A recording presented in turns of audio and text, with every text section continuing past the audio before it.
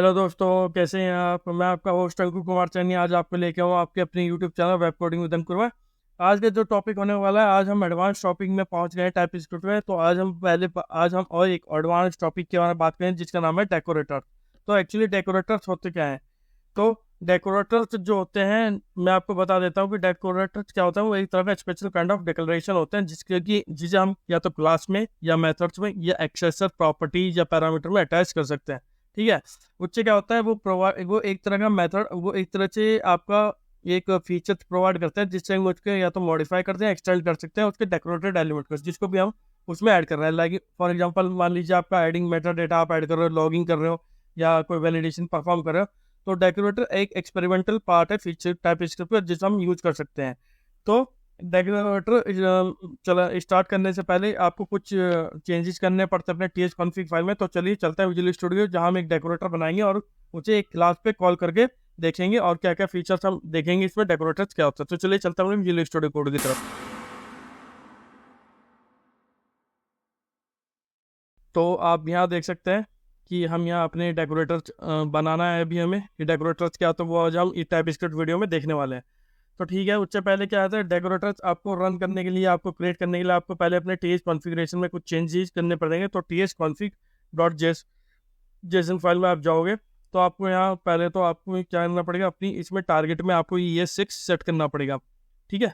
और ES6 में ही available होता है, तो इसलिए आपको TS में कंपाइलेशन ऑप्शन है, टारगेट को ES6 सेट करना पड़ेगा। उसके बाद आप नीचे आइएगा, नीचे आपको एक एक्सपेरिमेंटल डेकोरेटर्स मिलेगा जो आप देख सकते हैं यहाँ वो है।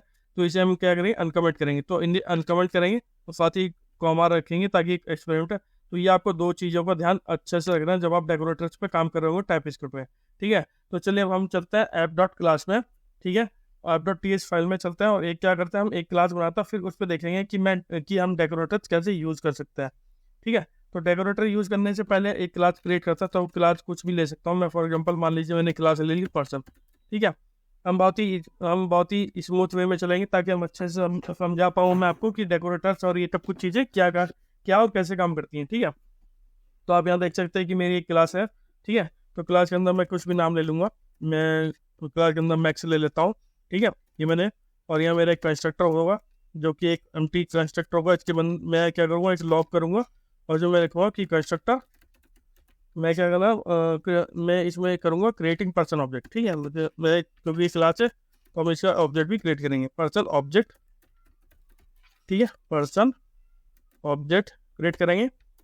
ये लाइन ऑफ कोड हो गया उसके बाद हमारा। ठीक है। तो उसके बाद क्या करूँगा, एक कॉन्स्टेंट लेता है, पर्च करके is equal to new object create करेंगे पर्सन नाम का। पर्सन पे न्यू ऑब्जेक्ट क्रिएट करता है। ठीक है। और इसे रन करके देखते हैं हमें क्या मिलता है। तो चलिए, तो और पहले से ही मैंने अपना सर्वर npm स्टार्ट से रन किया हुआ, जो कि हम लाइट सर्वर यूज़ कर रहे हैं। और नोड में हमने TSC डबल डैश वॉच करके मैंने लगा, अगर कोई भी फाइल चेंज होगी तो वो दिखेगी आपको। ठीक है। तो अब देखते हैं हमें क्या आउटपुट मिलेगा। तो आप देख सकते हैं पर्सन ऑब्जेक्ट क्रिएट हो रहा है। तो कंसोल पर अभी हमने क्रिएट नहीं किया, तो अभी हमें कुछ देखने को नहीं मिलेगा। ठीक है। तो अब क्या करते हैं, अब डेकोरेटर्स की बात आती है। तो डेकोरेटर्स क्या होता है, मैंने आपको बताया है कि डेकोरेटर्स क्या होता है। डेकोरेटर्स एक तरह की स्पेशल डिक्लेरेशन होता है जिसको कि हम किसी भी क्लास के साथ, किसी भी मेथड के साथ या किसी पैरामीटर के साथ अटैच कर सकते हैं। ठीक है। उसमें क्या होता है, उसमें हम एक तरह का फीचर, वो क्या डेकोरेटर्स क्या प्रोवाइड करते हैं, एक तरह से आप ये देख सकते हैं, आप उसमें और फैसिलिटी प्रोवाइड करते थे। मान लीजिए अगर मुझे लॉगिंग करनी है, कोई क्लास से पहले लॉगिंग करनी है या कोई वैलिडेशन परफॉर्म करनी है, तो वहाँ ये डेकोरेटर्स बहुत ही एक इंपॉर्टेंट रोल प्ले करते हैं। ठीक है। तो चलिए देखते हैं कि डेकोरेटर्स कैसे क्रिएट करते हैं तो इस क्लास में। ठीक है। तो आप देख सकते हैं यहाँ मेरी ऑलरेडी एक क्लास जो मैंने अभी आपके सामने बनाई है, और डेकोरेटर्स हम कैसे क्रिएट करेंगे वो भी हम देखने वाले हैं। तो डेकोरेटर्स को क्रिएट करने के पहला ऑप्शन ये है कि आपको @ यूज़ करना पड़ेगा, क्योंकि @ से ही हम डेकोरेटर्स क्रिएट कर सकते हैं। ठीक है। @ आप लगेंगे, उसके बाद डेकोरेटर्स कुछ भी हो सकता है। ठीक है। मान लीजिए लॉगर मैं करने वाला हूँ, तो अभी ये मेरे पास एग्जिस्ट नहीं करता, तो इसका हम एक चीज़ बना लेते हैं। पहले हम क्या करते हैं, एक फंक्शन बना देता है, सिंपल एक फंक्शन है जो कि लॉगर नाम का एक फंक्शन है। ये कैपिटल भी हो सकता है, स्मॉल भी हो सकता है, वो आपके ऊपर है कि आप उसे कैसे लेना चाह रहे हो। ठीक है। और मैं क्या करूँगा, इसमें कुछ मैसेज डिस्प्ले करवाऊंगा, जैसे लॉगिंग का, ये लॉगिंग का डिस्प्ले करवाऊंगा। तो लॉगिंग में लेने वाला हूँ यहाँ।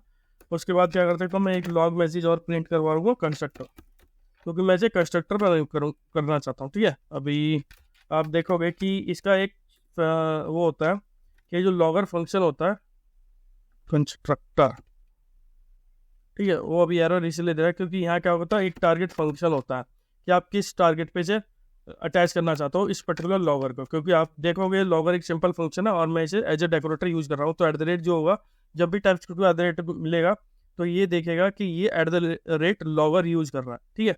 टारगेट में देख सकते हैं आप, तो ये एज ए लॉगर यूज करेगा।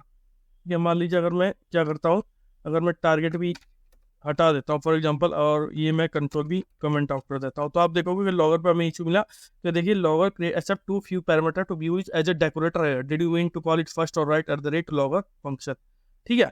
तो लॉगर को क्या है, ये लॉगर, ये आपको पता चल गया कि ये एक तरह का डेकोरेटर्स है। तो डेकोरेटर्स में क्या है, ये क्या कह रहा है, इसे एक पैरामीटर एक्सेप्ट करता है, ठीक है, होना चाहिए जो। तो उसके लिए क्या वो होता है टारगेट।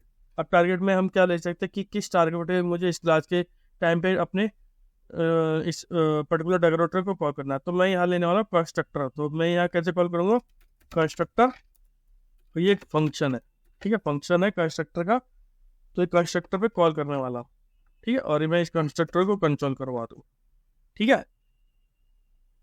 तो ये फंक्शन जो है ये एफ कैपिटल आएगा, ठीक है, हाँ अब सही है, ठीक है। अब आप देखोगे तो ये क्या कह रहा है, कंस्ट्रक्टर फंक्शन है और लॉगर है।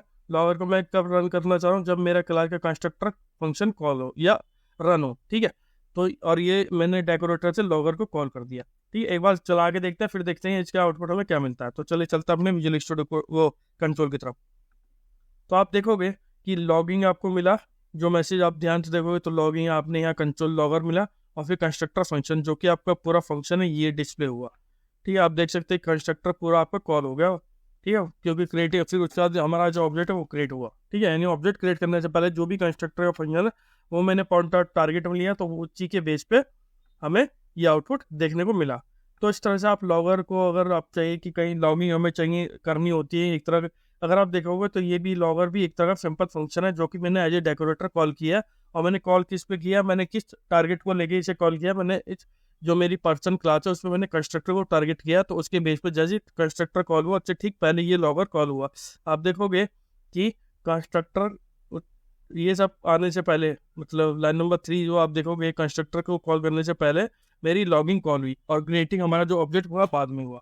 तो कंस्ट्रक्टर जब कॉल हुआ, जैसे ही मेरी लॉगिंग एक्टिवेट हुई और ये चली और कंस्ट्रक्टर मेरा कॉल होके उसके बाद मेरा पर्सन ऑब्जेक्ट क्रिएट हुआ। तो इस तरह से आप अपने किसी भी क्लास में, किसी भी मेथड में आप एज ए डेकोरेटर को यूज कर सकते हो इस तरह से।